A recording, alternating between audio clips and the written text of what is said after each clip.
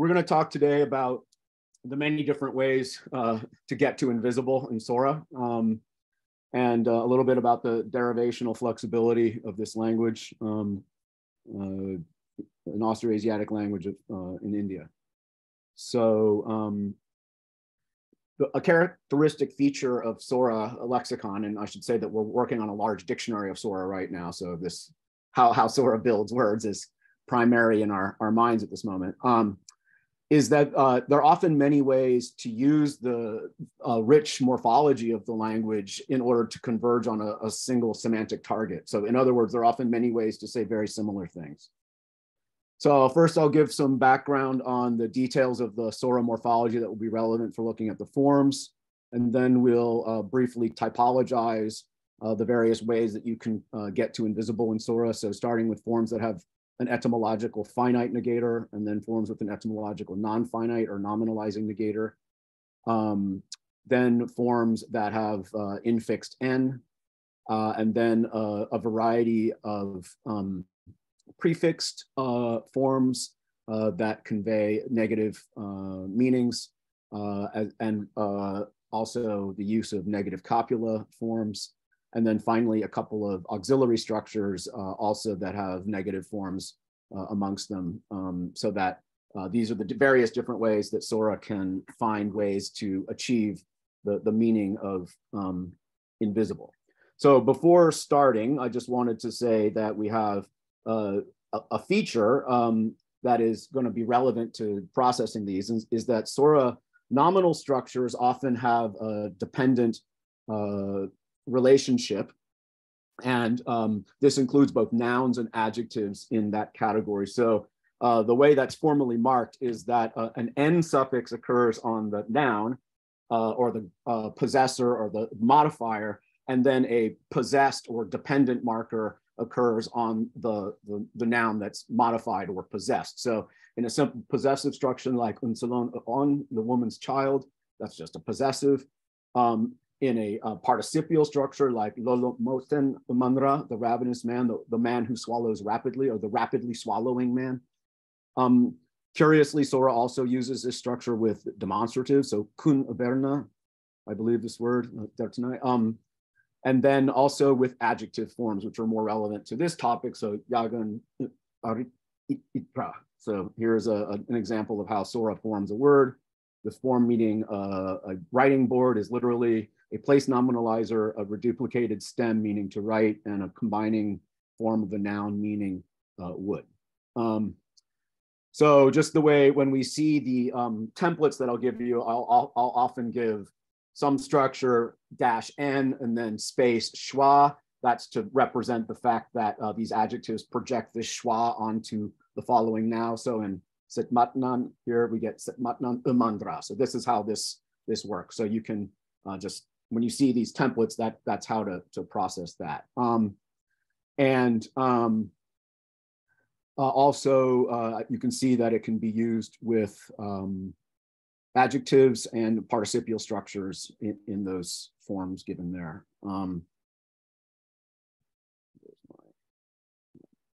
Okay. So another thing to keep in mind about the structural forms that we'll be looking at is that there are use of both reduplication and n-infixation to derive forms in Sora, and this is of course common across Austroasiatic languages. So one fairly common pattern that we see in Sora is reduplicated CVC stems with an infix. So from lit, you get the nit lit.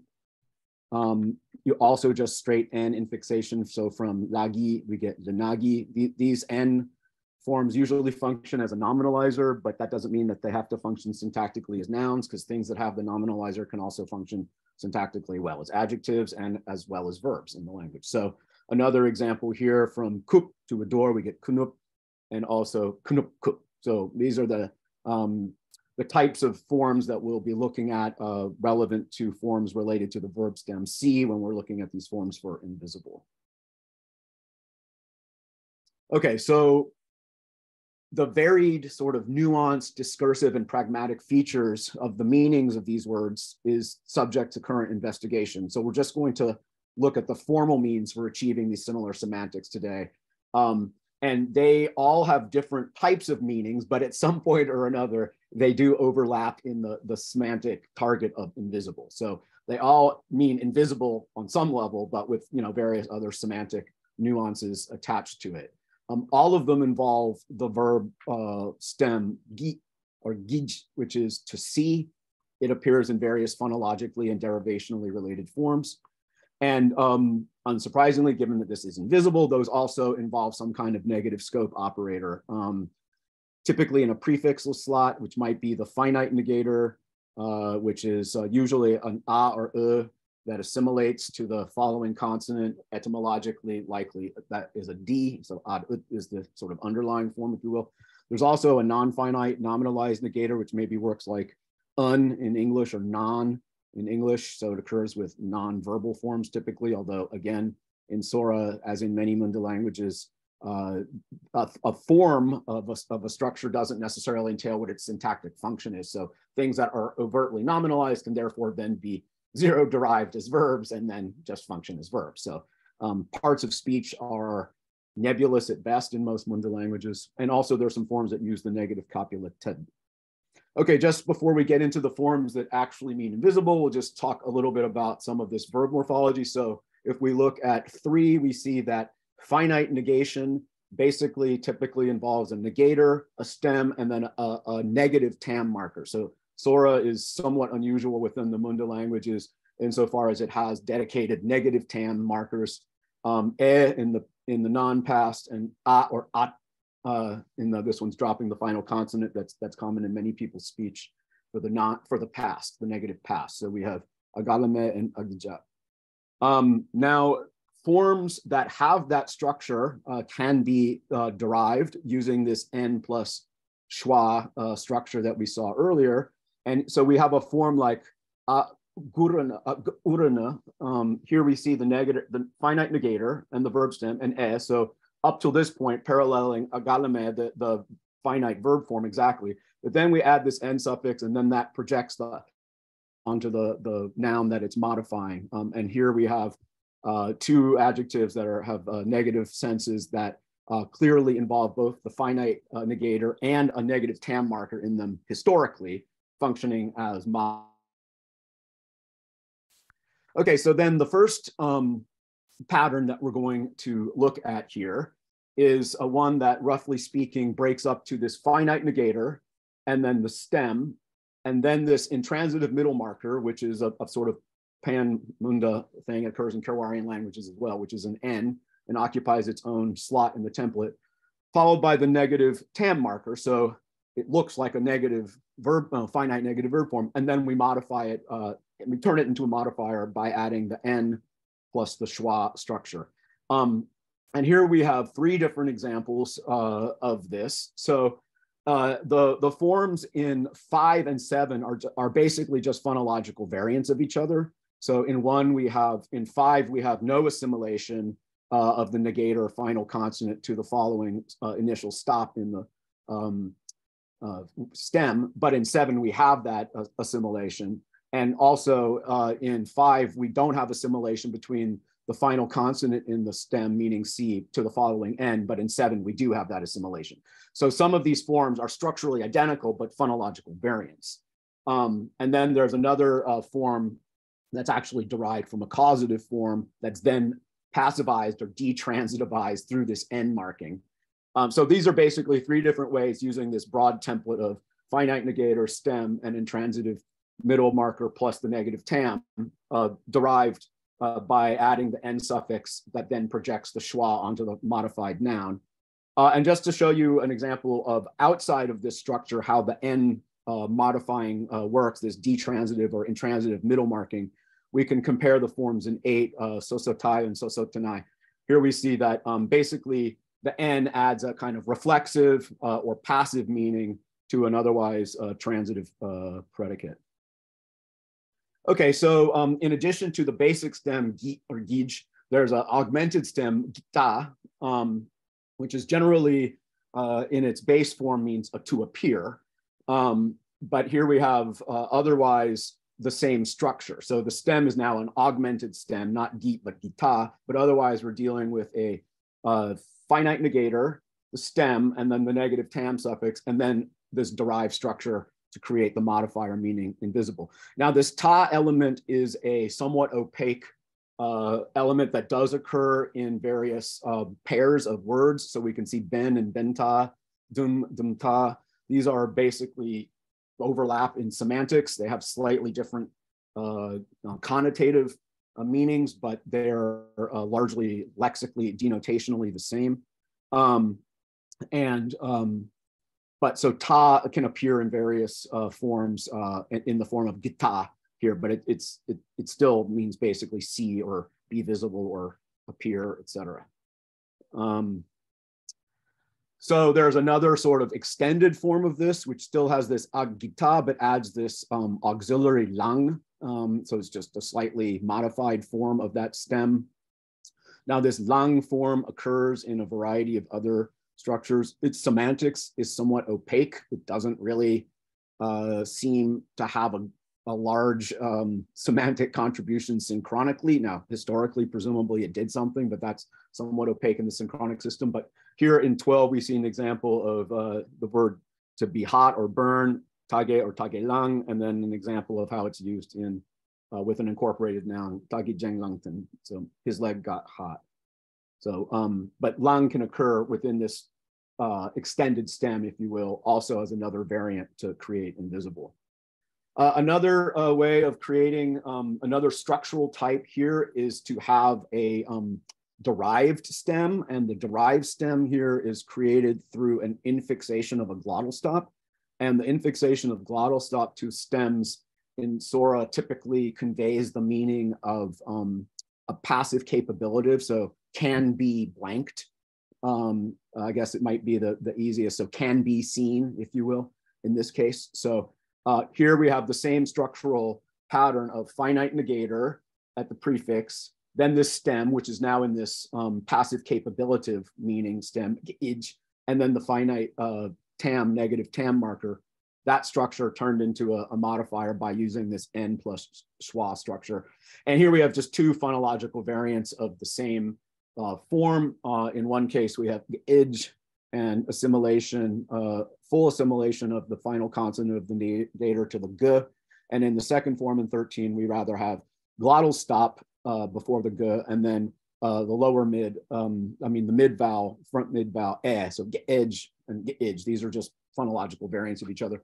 And to show how the form in works with the derivational element here that I'm talking about, the lem, melt, something transitive versus lem, be dissolved. So this just shows you that this is it's not a robustly productive feature of the language, but it does occur in lots of pairs of related words like this. Okay, so now turning to the other negator, the negative nominalizer, which occurs in two variant forms, and ir. In the people that Ramamurti worked with, was the dialect that he had in Opino. One of my co-author on this article, his variety, they use ir, but they're just variants of the same form. They're not meaningfully distinct in that way. They're just phonological variants. So the simplest form of this is just plus the verb stem, ergit, or ergit sometimes. So that's just negative nominalizer plus C. That's the sort of most basic form you could have. Now this also can be modified by this ta, so we can have ergita, and then that can then be, which means doesn't appear, so I guess, thus is not visible, thus invisible, when you make it a modifier using this by now familiar n plus schwa structure. Okay, so this structure also can occur with the glottal infix structure. So here we have, in the second form in 17, we have an incorporated noun, which means I. It just is the same form. It doesn't just means my eye cannot see or something like that, but again, invisible. There's also this typically non-finite structure, which is a circumfix of the negative non-finite form plus lebe. The usual forms, the usual meanings that this form has is something like without having seen or without having blanked, whatever. But adjectives can be formed from this. And much as we have here in 18 with so invisible, We have other forms of adjectival type structures that use this circumfix. So I've given an example here from Ramamurti. I will say that of all these different forms, some are still actively used by younger speakers of Sora, and other ones are considered old-fashioned or unrecognized in the present language. But some of the data that, Ramamurti collected data 100 years ago, so it's not shocking that younger speakers might not have all four. And after all, a language doesn't need, 24 different ways of saying the same thing per se. Okay, so another sort of basic subtype of this pattern with the air nominalizer is to have the actual stem overtly nominalized itself through this this N infix, this sort of pan Austroasiatic infix that most of you are probably familiar with. Now it has its own kind of unique functions in Sora. It makes the nouns that you'd expect, like sweep, jo, jano, broom, so instrumental nouns. That's the normal function of this. But it also has been grammaticalized oddly with first-person negative forms. First-person singular negative forms are often nominalized in the speech of many Sora people. So I've given two examples here. Ergana from ga and ergane from our stem here, ge in the form here, which is another allomorph or phonological variant of gi, ge, gij, gej. These are all variants of the stem meaning to see. In Opino's particular variety of Sora, the default form for invisible is this form, irganita. So this is the ear form plus the N infix with the augmented stem ta. So it occurs in two different phonological variants, one with a diphthong and one with just a simple vowel. But these are the same forms. And this is, if you will, the basic form of invisible in Sora. And all the other ones have some sort of nuanced connotation, which I said will flesh out in the written form of this paper, but right now it's under research what those really are. Okay, another totally different type of structure is used anab.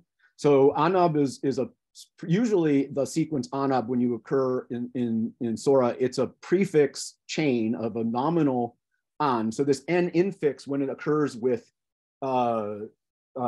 stems that start with vowels, it typically occurs as a prefix and only occurs as an infix if the stem starts with a consonant. So in a rote understanding of an nominalizer ab causative, this just means something that was caused to be blank or whatever. It also can function as a meaning next, so like an anabio from bio tomorrow, and also it forms unsurprisingly ordinal numbers in this way. So I've given a couple of examples of where it can function as a straight negator. So in asuyum, mercy, you get anab suyumin, cruel, so not merciful. So this anab does occur in a few forms that mean invisible. So in the form in 23, we see it with an assimilation of the final consonant in the stem to the following intransitive middle suffix n, and we get an anabdinen. There's another form of this. Here we're using now also the reflexive suffix dum. The reflexive suffix dum has several functions, as many things do in Sora. So it can form just adjectives. It can also form straight reflexives like umat dumna. And it also can form sort of detransitive passive structures as well. So all those sort of semantics are often connected with the same formal markers in Sora. The N and the dum, they can both form reflexive, they form passive. So all these sort of low transitive, detransitive structures. The difference between 24, the two forms in 24 is just whether there's assimilation of the final consonant in C versus not. Okay, so there are several other marked forms that also play in this role. So pang, is clearly the negative nominalizer. Pang basically synchronically in this type of structure means something like easily able. But in the structure, pang, it obviously means not easily able. And so not easily seeable in this structure, we get pang. Etymologically, pang means take. So it's probably a serial verb structurally in the historical deep history of Sora, but synchronically, this is just functioning as another way of marking negative passive capabilitive, if you will. And then in the form in 27, we see lots of assimilation at the boundaries of morphemes, but otherwise the form is fairly straightforward. This also has reduplication of the stem as opposed to the simplex stem in 26. So gigit versus git. Okay, another form here is erong. And erong likes to occur with a reduplicated stem with the infix. So this is the knup type structure.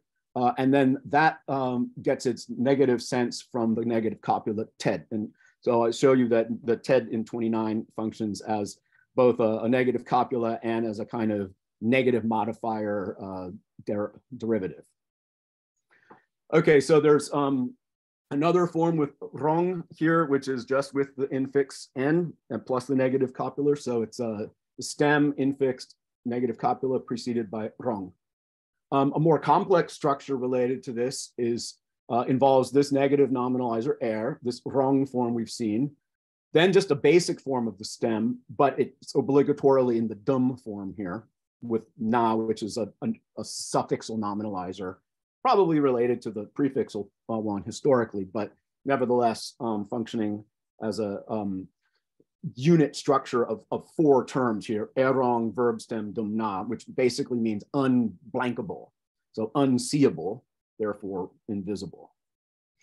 Okay, another use of the morphology of Sora is to take what usually functions as a capabilitive auxiliary, rapti, and here I've given in 32 a couple of examples of which are structurally distinct from each other, where you get in one case a double negative, arapti atjumai, and then in another case it is an auxiliary that takes a nominalized lexical verb. So I could not measure it. This is from Assam Sora, but again, what we're looking at here is we basically get negative on the auxiliary itself to convey this, but in the derived forms, rapti occurs unmarked and the negative projects onto the lexical verb. So we get again here the finite negator and then assimilation of the final stem consonant to the following n. So we get rapti aginina. And the last form that we find is yet another auxiliary in Sora that can function as a kind of passive capabilitive form, de. It has various other modal meanings as well. It's a complicated element, but an example of its use outside of the form of invisible is given in 34. So we have, it takes a infinitive. So the infinitive is marked by this dependent prefix and a suffix ben. So ga is eat, so ga ben is not possible to eat. Putting that structure into our template with C, we see gich ben and so this is invisible, so not able to be seen. So just briefly, this is not only found with words for invisible. There are lots of words in Sora that have multiple ways of converging on them. So I've just randomly selected 2 here. Immobile, here we see in the first example, the finite, non-finite negator in a structural form similar to some of the other ones. In the second form, we see the allomorph of the finite negator before nouns, before vowels, which is an rather than ad. So it gets a nasal in there. So that's the sort of one you'd expect before a verb stem that starts with a vowel. And then we have erpang here. And then immutable here, we have rabti plus negator, which we saw just a moment ago in 2 different forms, one of which has an n infix and one doesn't. And then we have the third form of immutable there is actually the finite negator with a place assimilation of the ad to ab. Okay, so you may have noticed that the elements involved in here look familiar in many ways. Now, of course, the inflectional morphology of Sora is secondary. And as Toby showed us earlier today, likely purely an innovation at the Munda level.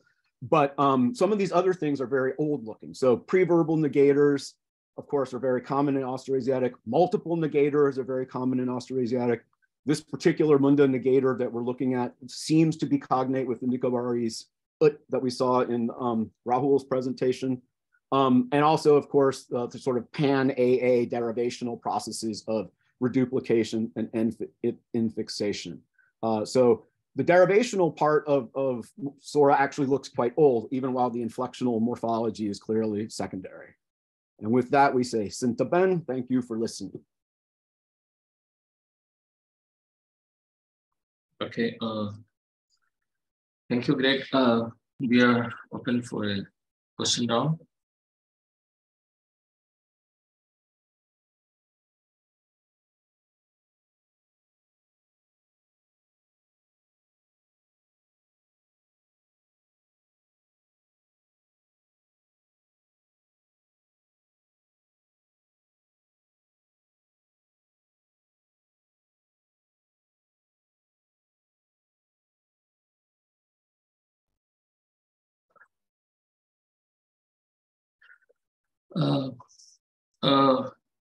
Okay, I have a question, Greg. In slide 9, there is a in one sentence there is saw that there is a causative things. So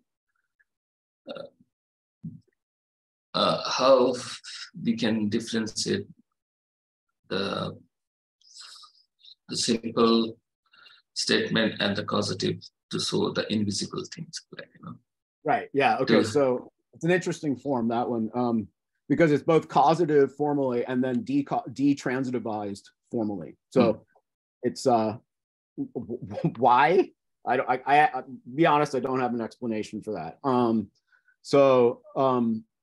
But obviously the negator, unable to be made to be seen, perhaps is the, or made to be seeable or whatever, might be, you know.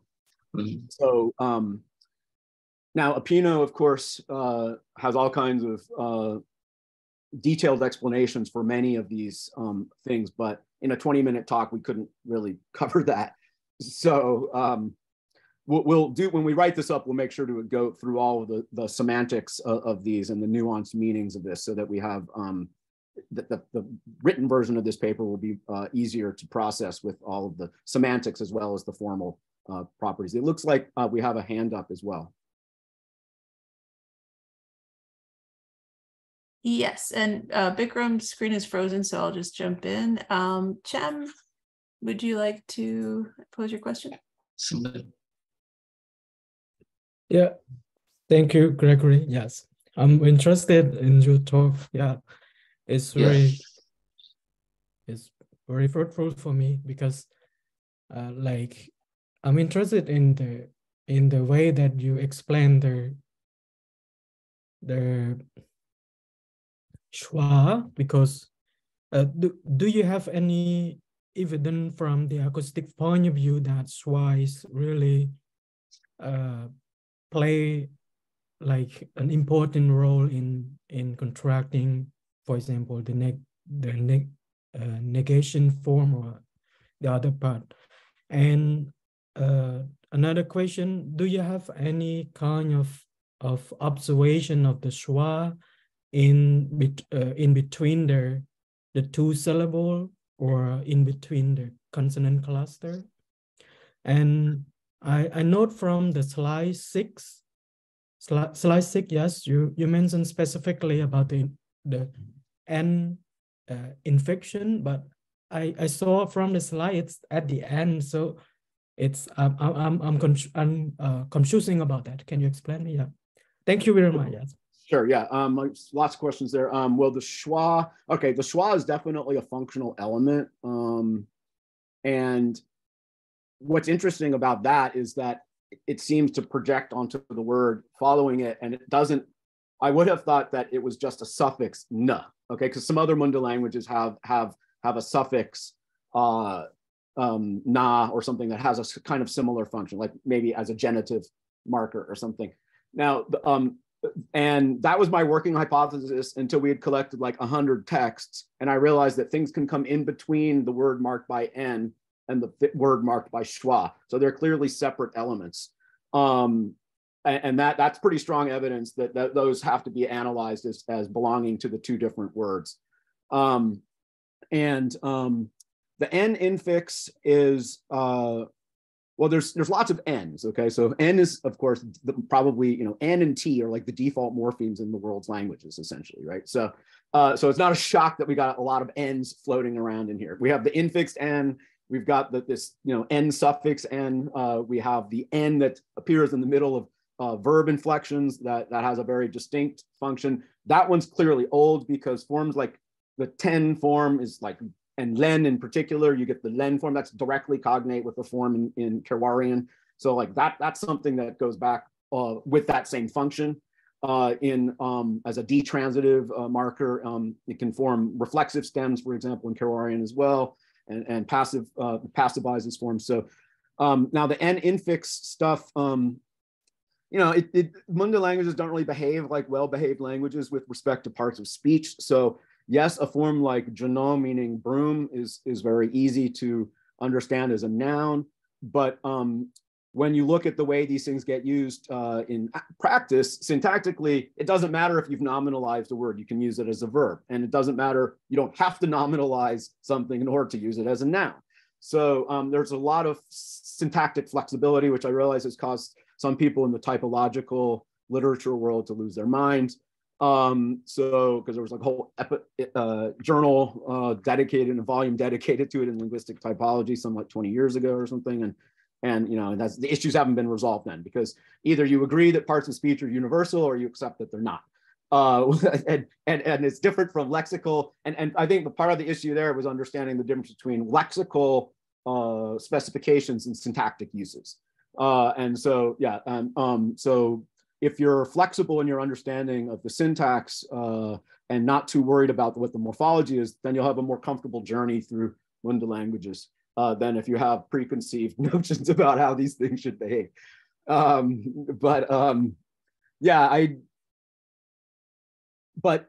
the function and the form of the N infix seems fairly, you know, canonically Austroasiatic.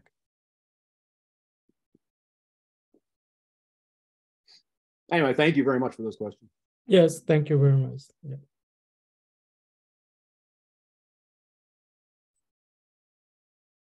Well, we have gone past the time now, so, and I unfortunately don't see our other speaker. Yeah.